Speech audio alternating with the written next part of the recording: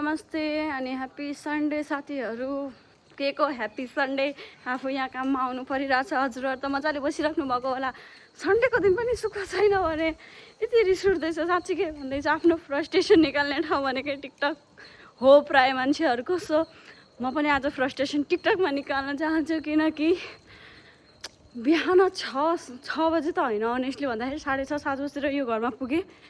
अहिले 11 बज्यो, यताको 11 बज्यो यो घरबाट निस्केँ। सन्डेको दिन अरू घरबाट छुट्टी हुन्छ भनेर झन् ज्यादा काम गराउँछ। फेरि अर्को घरमा पनि बोलाएको छ, त्यो बच्चा हेर्ने घरमा। के गर्ने गाइस। सो धेरै धेरै गाह्रो छ परदेशी जिन्दगी। नसोच कि यो त आइफोन किनेकी छ, मस्त घुमेकी छ, फेरेकी छ। एकी जिन्दगी कति मोज छ सोच ल।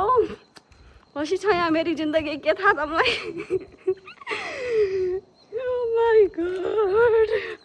अब यहाँबाट फेरि अर्को सोसाइटीमा जाने अनि अर्को सोसाइटीमा काम गर्ने। कन्ट्रोल। एनिवे गाइस, जस्तो सिचुएसनमा पनि ह्याप्पी हुनुपर्छ। जे हुन्छ राम्रोकै लागि हुन्छ होइन। त्यही सोच्ने, चित्त बुझाउने। Bye bye guys, happy Sunday all of you.